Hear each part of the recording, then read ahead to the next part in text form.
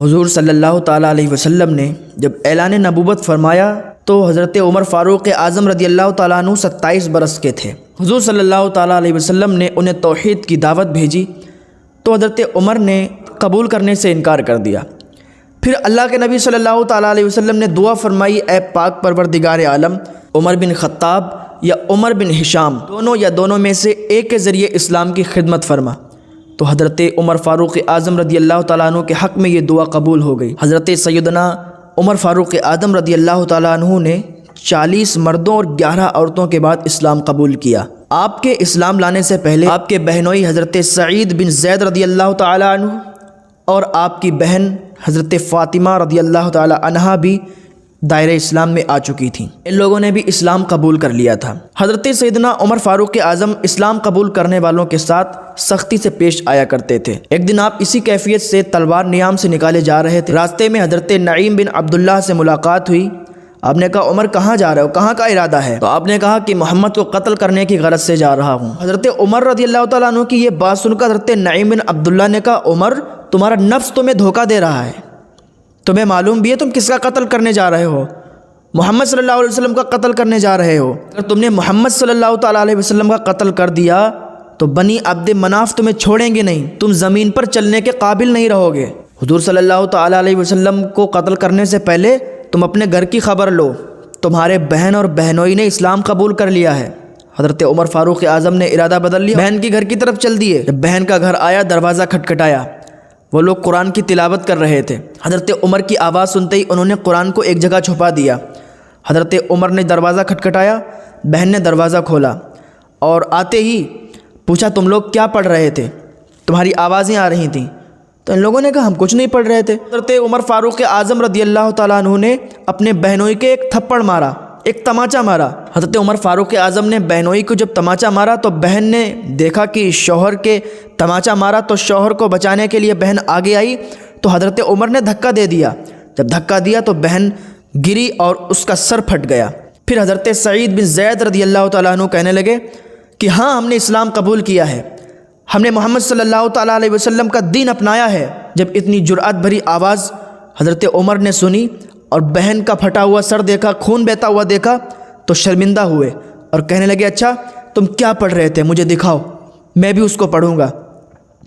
تو بہن نے کہا کہ ان صفحات کو کوئی ناپاک انسان نہیں چھو سکتا، اگر تم پڑھنا چاہتے ہو پہلے غسل کر لو۔ حضرت عمر فاروق اعظم نے غسل کیا، بہن نے قرآن پڑھنا شروع کیا۔ جب اس آیت پر بہن پہنچی، اننی انا اللہ لا الہ الا انا فاعبدونی واقم الصلاۃ لذکری، حضرت عمر فاروق اعظم رضی اللہ تعالیٰ عنہ کی آنکھوں سے آنسو نکل پڑے اور کہنے لگے، کس قدر اچھا اور عظمت والا کلام ہے۔ پھر آپ بے اختیار پکار اٹھے، اشہد ان لا الہ الا اللہ واشہد ان محمد الرسول اللہ صلی اللہ تعالیٰ علیہ وسلم۔ حضرت عمر فاروق اعظم رضی اللہ تعالیٰ عنہ کے قلب پر رقت طاری ہو گئی اور کہنے لگے، مجھے اسی وقت حضور صلی اللہ تعالیٰ علیہ وسلم کے پاس جانا ہے۔ آپ حضور صلی اللہ تعالیٰ علیہ وسلم سے ملنے کے لیے نکل پڑے۔ حضور صلی اللہ تعالیٰ علیہ وسلم اس وقت کوہ صفا کے نواح میں دار ارقم میں موجود تھے۔ صحابہ اکرام نے جب حضرت عمر کو آتے دیکھا تو حضور صلی اللہ تعالیٰ علیہ وسلم تک خبر پہنچائی۔ اس وقت حضرت امیر حمزہ رضی اللہ تعالیٰ عنہ حضور صلی اللہ تعالیٰ علیہ وسلم کے پاس تھے۔ حضرت امیر حمزہ نے کہا، عمر کو آنے دو، اگر اچھے ارادے سے آ رہا ہے تب تو ٹھیک ہے، اور اگر کسی برائی کے ارادے سے آ رہا ہے تو میں اس کا سر قلم کر دوں گا۔ حضرت عمر فاروق اعظم جب دار ارقم میں داخل ہوئے تو حضور صلی اللہ تعالیٰ علیہ وسلم نے فرمایا، عمر کس ارادے سے آئے ہو؟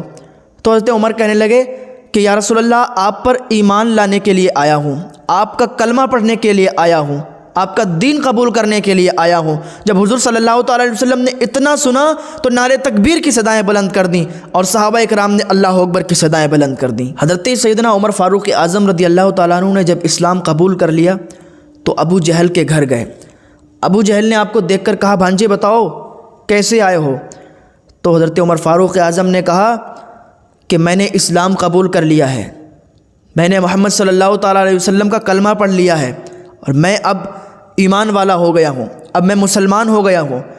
ابو جہل نے اتنا سنا تو آگ ببولا ہو گیا اور کہا، تم اور تمہاری اطلاع دونوں ذلیل ہوں۔ حضرت عمر فاروق اعظم رضی اللہ تعالیٰ عنہ نے جب اسلام قبول کر لیا تو حضور صلی اللہ تعالیٰ علیہ وسلم سے عرض کیا، یا رسول اللہ صلی اللہ تعالیٰ علیہ وسلم، جب ہم حق پر ہیں اور مشرکین باطل ہیں تو ہم پھر اس دن کو پوشیدہ رکھ کر کیوں عبادت کرتے ہیں؟ آپ مجھے اجازت دیجیے رب کعبہ کی قسم جس نے آپ صلی اللہ تعالیٰ علیہ وسلم کو حق پر مبعوث فرمایا، اسلام قبول کرنے سے پہلے بھی میں کفریہ مجالس میں اعلانیہ شرکت کرتا تھا، اب میں دین اسلام کی محافل کا بھی خوب چرچا کروں گا اور دیکھوں گا کہ کس میں اتنی جرات ہے کہ وہ آپ صلی اللہ تعالیٰ علیہ وسلم اور صحابہ کرام کی طرف گندی نظروں سے بھی دیکھ سکے۔ حضور صلی اللہ تعالیٰ علیہ وسلم نے اجازت فرمائی، پھر حضرت فاروق اعظم رضی اللہ تعالیٰ عنہ خانہ کعبہ تشریف لے گئے اور مشرکین مکہ سے فرمایا جو مجھے جانتا ہے اسے خوب معلوم ہے، جو نہیں جانتا وہ جان لے کہ میں عمر بن خطاب ہوں، میں نے اسلام قبول کر لیا ہے اور حضور صلی اللہ تعالیٰ علیہ وسلم کی اطاعت اختیار کر لی ہے۔ پھر آپ نے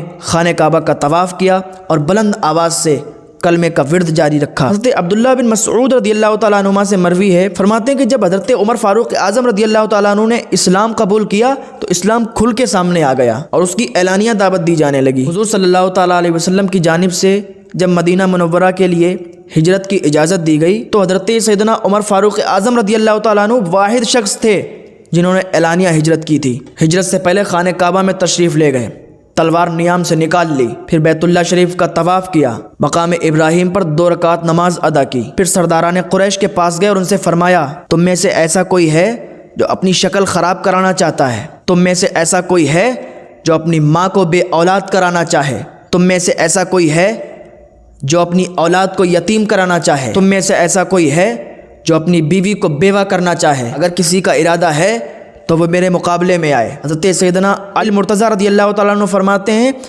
کہ تمام سرداران مکہ حضرت عمر فاروق اعظم رضی اللہ تعالیٰ عنہ کی اس تقریر سے گھبرا گئے اور کوئی بھی سامنے نہیں آیا۔